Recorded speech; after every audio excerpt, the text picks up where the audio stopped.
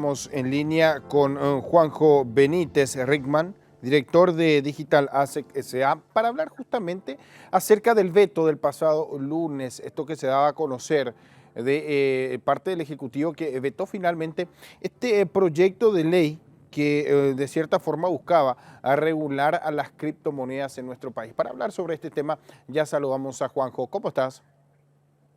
Hola Edgar, buen día. Hola a la audiencia también, ¿cómo están?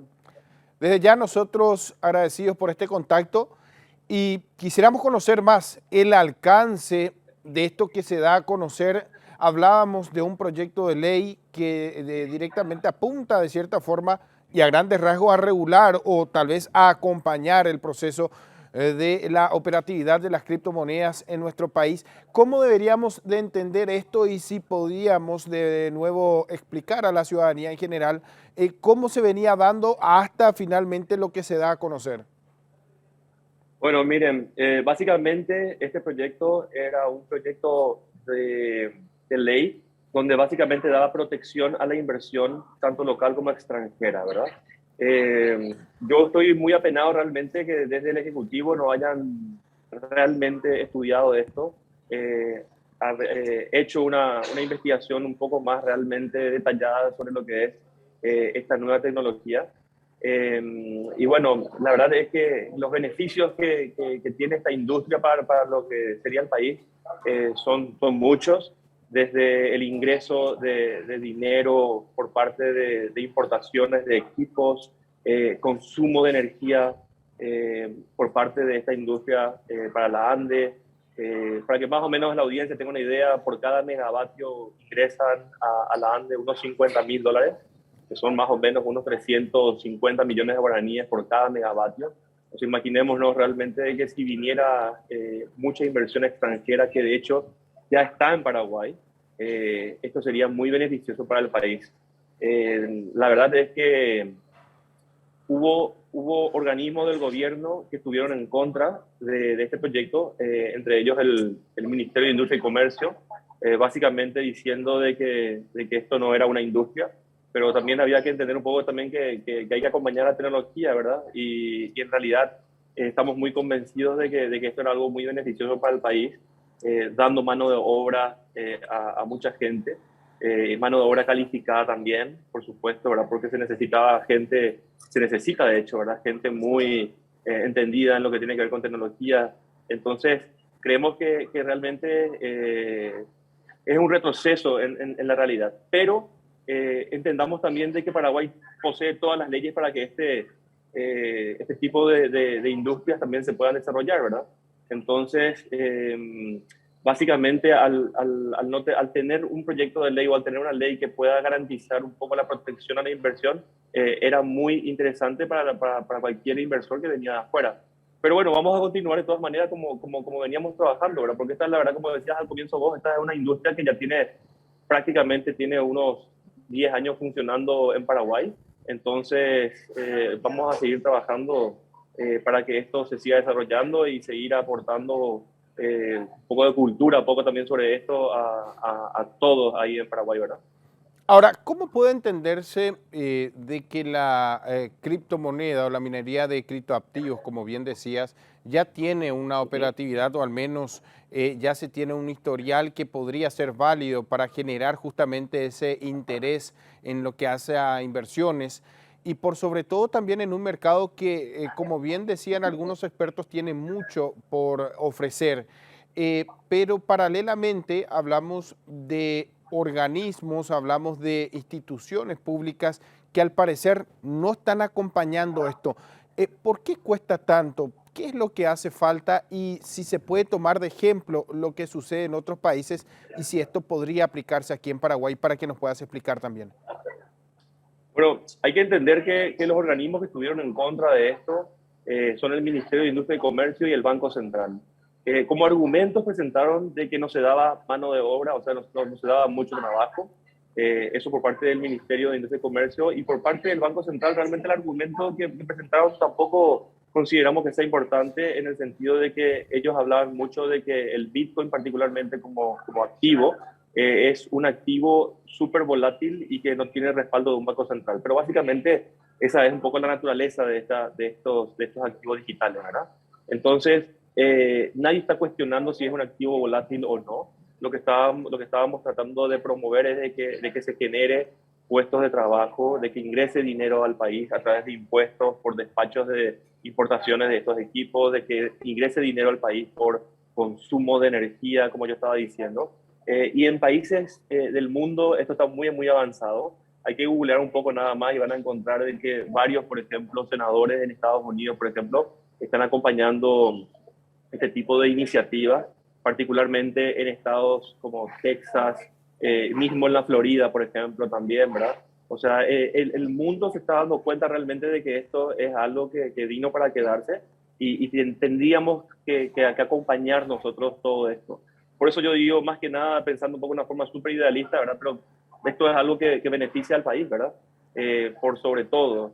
Y bueno, lastimosamente, como decía, esto no está siendo acompañado, pero y conste que fue muy difícil realmente de poder ir y enseñar a las dos cámaras del Congreso, tanto en senadores como en diputados, y logramos por amplia mayoría poder hacer que esta gente realmente entienda sobre esto y que pueda aprobar esta ley y que dé ese seguimiento, como bien decías vos al comienzo, de acompañar una industria que ya existe y de generar un poco también un poco más de control, ¿verdad?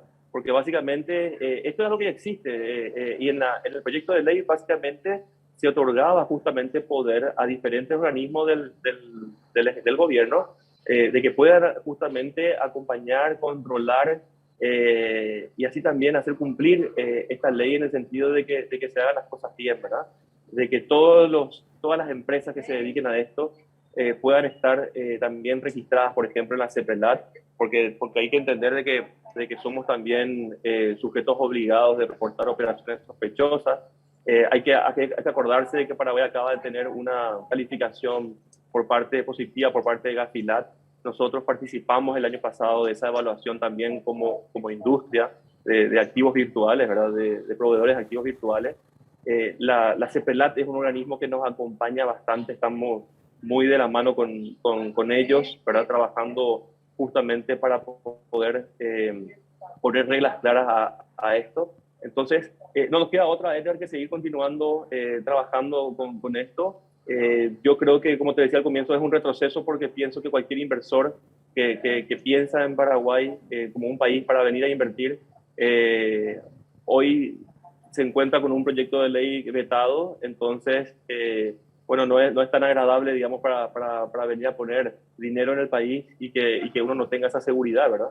Pero bueno, yo creo que de todas maneras, como yo estaba comentando, la verdad que las visitas que tenemos de gente extranjera que viene al país, básicamente lo que buscaba también un poco es claridad, ¿verdad? Acordémonos que las leyes y lo que dan es claridad a un negocio, ¿verdad? Y a un rubro y a una industria como la que es la de los activos digitales.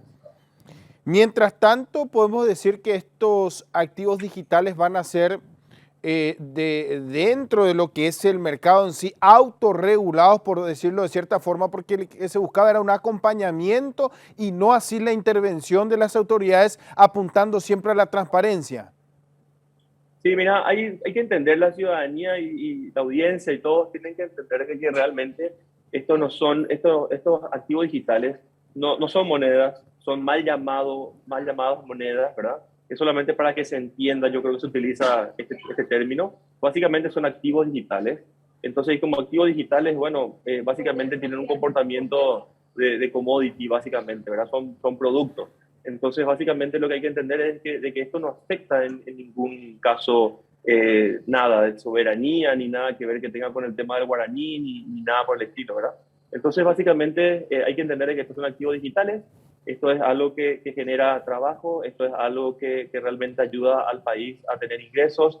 La ANDE se ve súper beneficiada con la cantidad de ingresos que tiene a través de esta industria.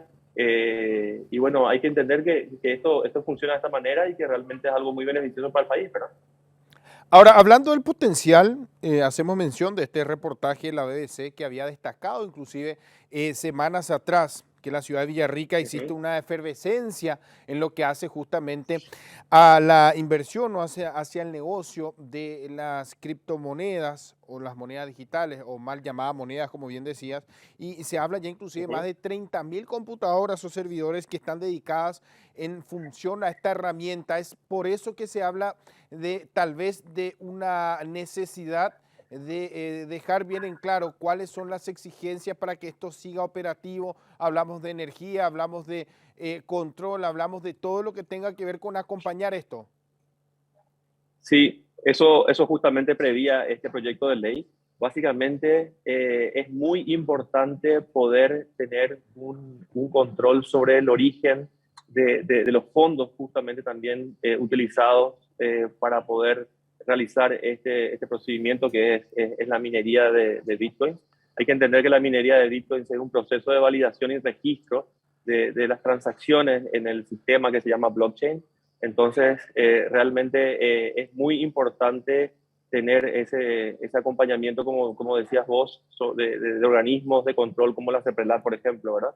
Entonces, hay que entender de que bueno, que en la realidad esto continúa, Edgar, esto acá no hay una prohibición, eso hay que entender también, ¿verdad? Básicamente el proyecto de ley era un proyecto para garantizar protección a la inversión, básicamente era crear un marco jurídico, económico, fiscal y legal sobre esta industria.